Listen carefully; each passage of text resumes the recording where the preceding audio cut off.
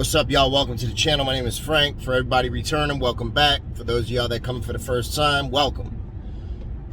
So, on the live yesterday, there was a few minutes when I thought I had seen my sister out there, and it was a very emotional time for me. I'm sure it probably came across the screen like that. And a lot of people were sort of asking me questions, and I know it's something that I need to talk about too, that just to sort of get it off my chest, you know what I'm saying?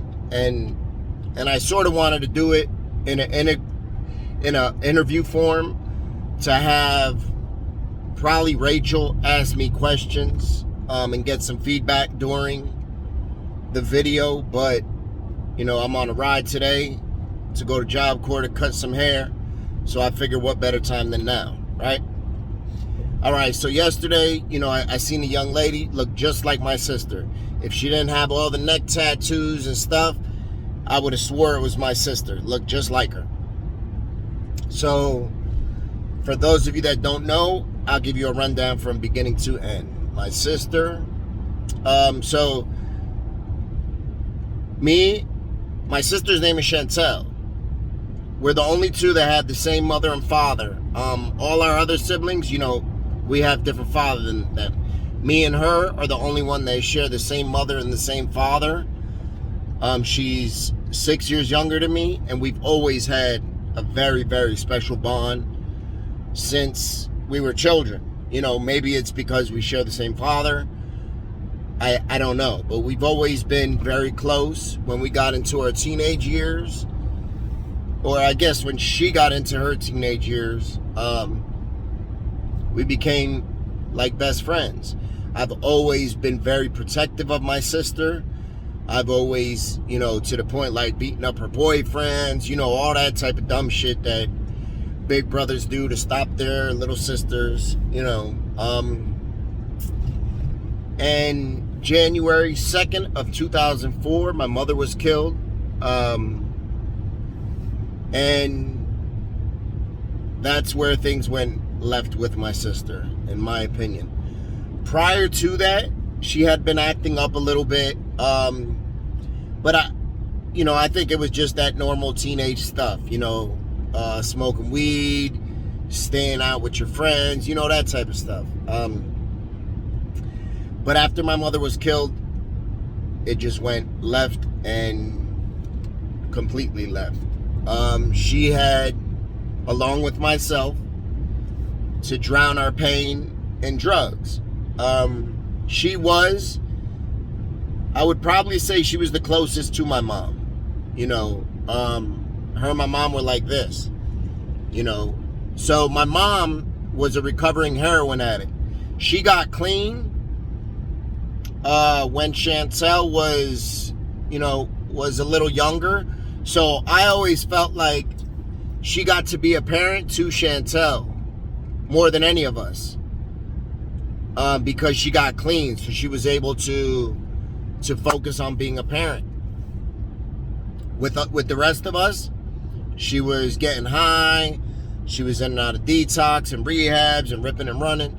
So, you know, it was different when it came down to Chantel.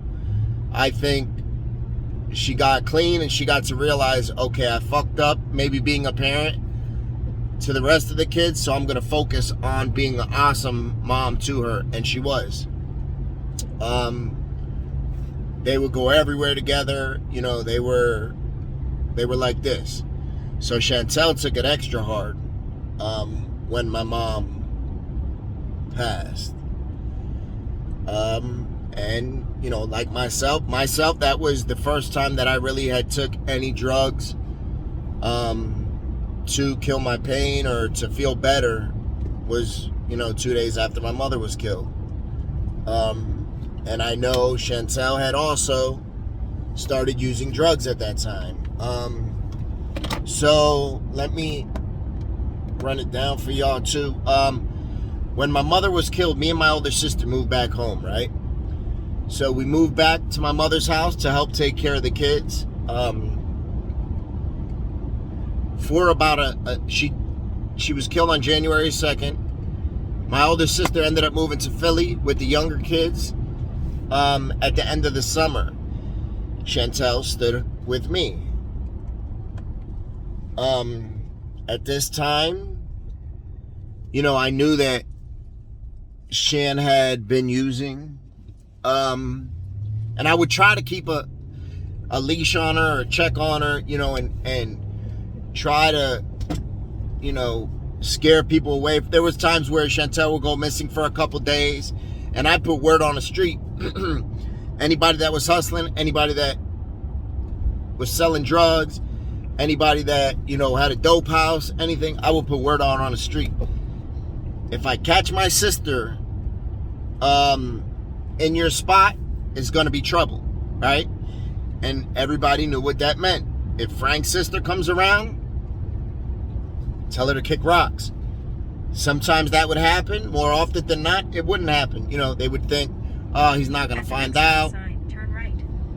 You know, they would think, oh, he's not going to find out. You know, blah, blah, blah, blah. So there's plenty of times that I would see my sister out and about, and every time I see her, I'd check her. I'd pat her down, go through her purse. Plenty of times I found drugs. I'd keep them, you know, and... At the stop sign, turn right onto Jerseytown Road. I'd keep them, and it wasn't necessarily drugs she was using. So Chantel has always been like a daring person, you know. So she would do is to make money on the side, she'd sell drugs or she'd make runs for people. So I used to take their drugs. I'd see her with a phone that I know is not hers. I'm taking the phone because I know it belongs to somebody else.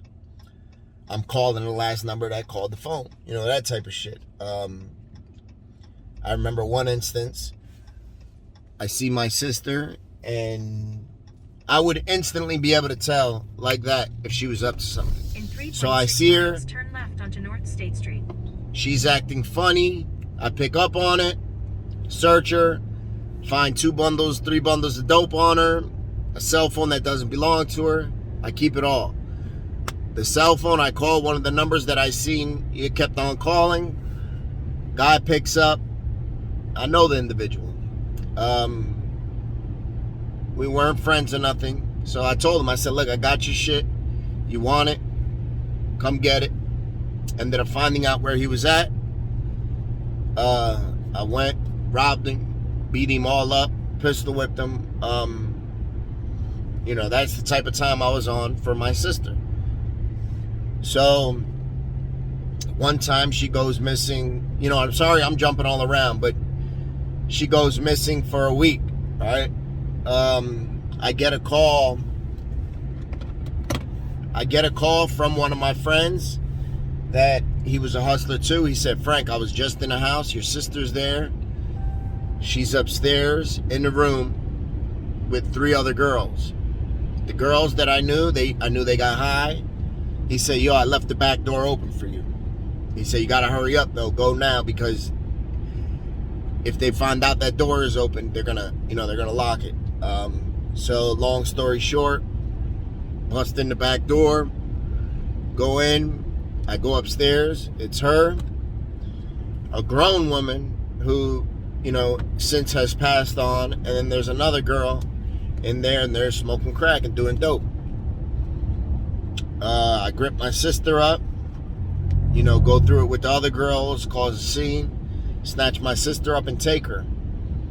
I take her, we're fighting on the way home. She's trying to get out of the car, you know. And then about halfway home, I pull into a parking lot. And I didn't know what to do with her at this time. I didn't know what I was going to do. In my head, I was just going to take her home and lock her in the room. I pull over. I dump her purse out. I see she got, you know, drugs and paraphernalia. And then I see she has heroin. She got, you know, maybe like a bundle of heroin. And I see the stamp and my heart drops. It was my dope. It was my stamp. The stamp was Bart Simpson, and it was my dope. I was the only one that had that stamp around there. So I knew it was my dope that had found its way back to her.